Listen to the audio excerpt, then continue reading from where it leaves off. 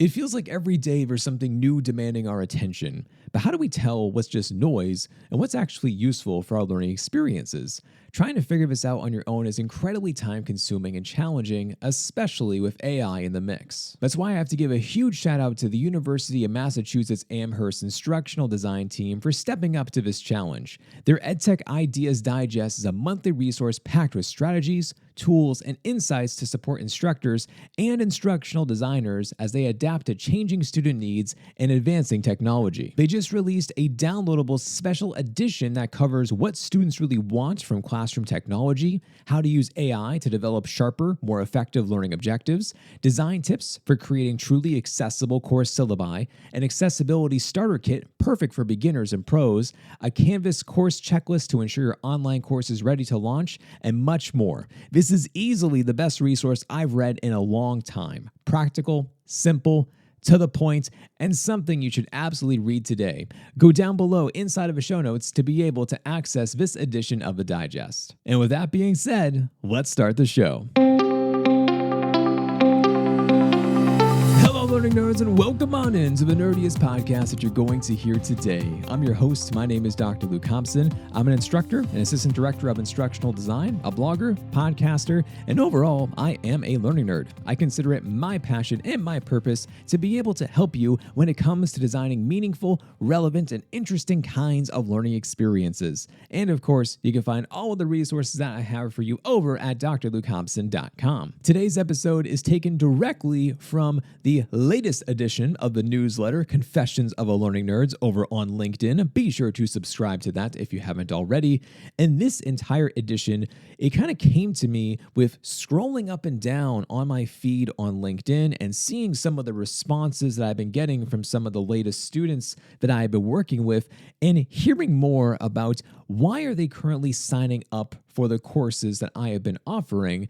And as soon as I ask about these questions, I look to be able to see, are there any types of patterns and trends that people are talking about? And certainly there was a trend. So let me see if you can hear it. Why'd you sign up for the course? Networking, working together with peers, group work, and excitement about connecting with other instructional designers. Yeah, there's definitely a trend there. When someone signs up for one of my courses, I always want to know about their motivation. Why are they here and how can I help you? And one trend that I've been noticing ever since the Gen AI boom is the overwhelming number of students who say that they want to work alongside their peers. Yes, they want to learn more about the course topics and related content, but it's impossible not to notice how many responses focus on being a part of a community. What's especially interesting is seeing how many communities are forming around figuring out AI. Gen AI has entered in all of our spaces, and it's made us re-examine nearly every aspect of what we do. And this got me thinking, has AI created a new spark for community? I believe it has, and 3 reasons really do come to mind, and that's what I'm going to be breaking down inside of today's podcast episode. So here is what I am noticing. The first is the pace of change is overwhelming. As a director of instructional design, designer of several AI courses, and an instructor myself, I stay locked in on the latest and greatest in generative AI. I have signed up for every newsletter, I follow every thought leader, I read as many academic papers as I can, I watch every video on YouTube that is relevant and makes sense, and even with all of this effort, updates still slip by me. And sometimes I feel like I'm behind the 8 ball. And I can only imagine how some of you feel where this must be so challenging, where you do not have the same capacity to be able to stay up to date. And you probably are actually using this podcast to be able to help you out with the latest and greatest for Gen AI and how it impacts our field. So how do communities, though, how do they help out with this? Well, they offer a space to make sense of everything.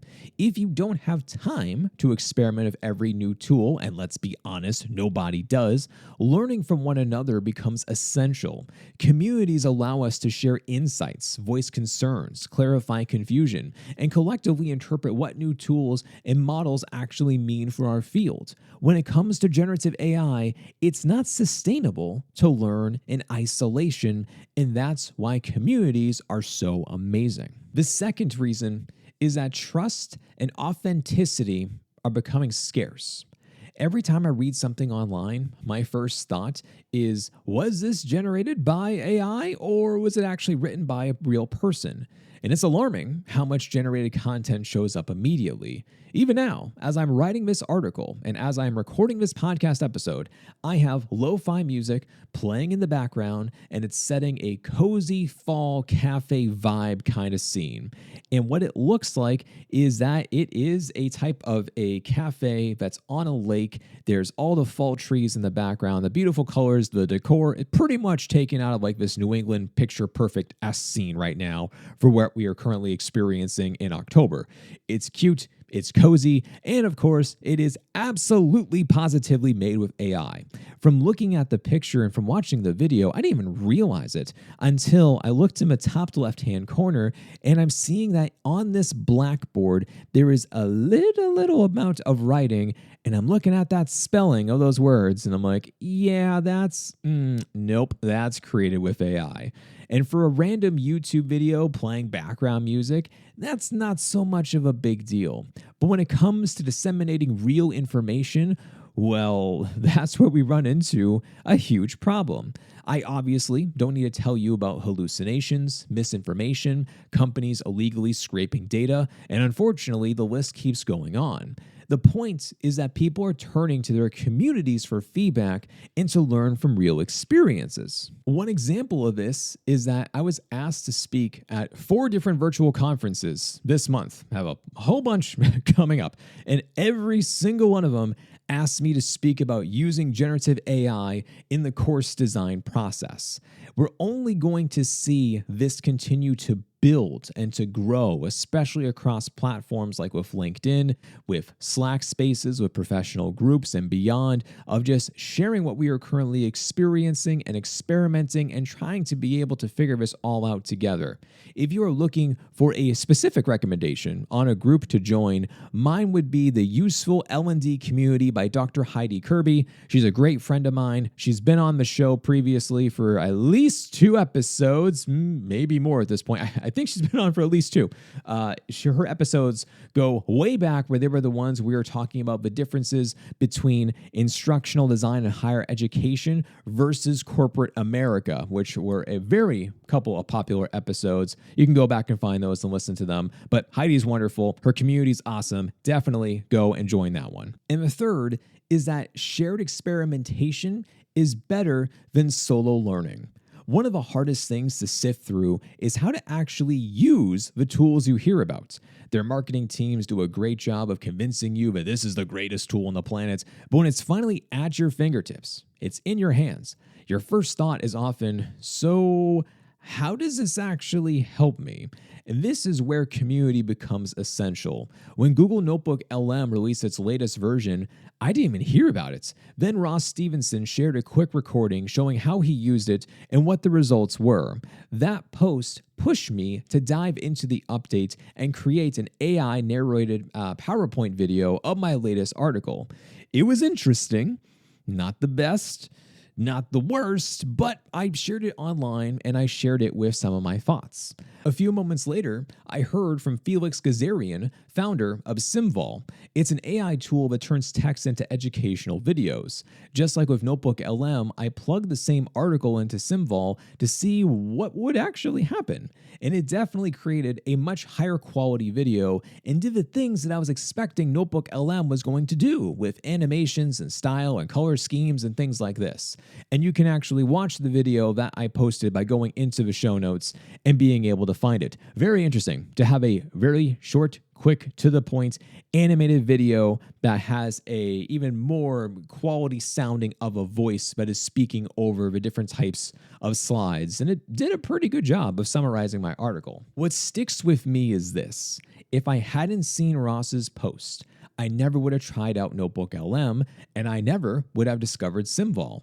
Networking and following the right people is becoming more critical than ever before. From an educational perspective, I've been really impressed with what the UMass Amherst Instructional Design Engagement and Support Group has been working on lately. They recently released a fall 2025 special edition of its publication, EdTech Ideas Digest, that contains an area of general use cases and the associated AI tools.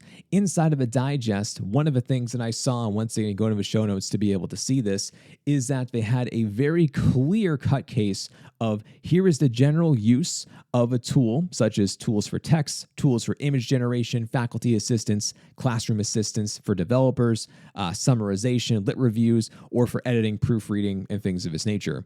And then they match that up to the corresponding tool that does the best job of those use cases. Very simple, practical, and easy to be able to follow along with. I also appreciated in this digest the section on using Perplexity AI to foster critical media literacy skills.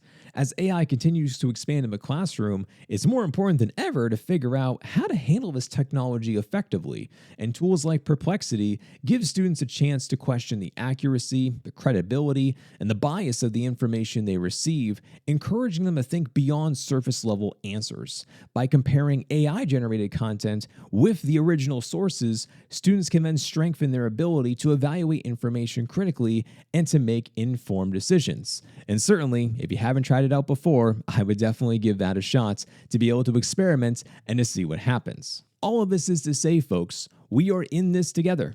We can navigate disruption by forming communities of practice, sharing what we're learning and finding out, and identifying the pros and cons of each update. And we'll continue to grow and to improve by working together. And that, my friends, is today's episode. If you enjoyed it, give this podcast a 5-star rating wherever you are listening. Be sure to subscribe, to follow along, with the newsletter, the YouTube channel. I'm up to a whole lot of things on LinkedIn, so be sure to follow along over there right now. And of course, once again, you can find everything that I have for you over at drlukehompson.com. Be a friend and tell a friend about the show. And that is all I have for you today. Stay nerdy out there. I'll talk to you next time.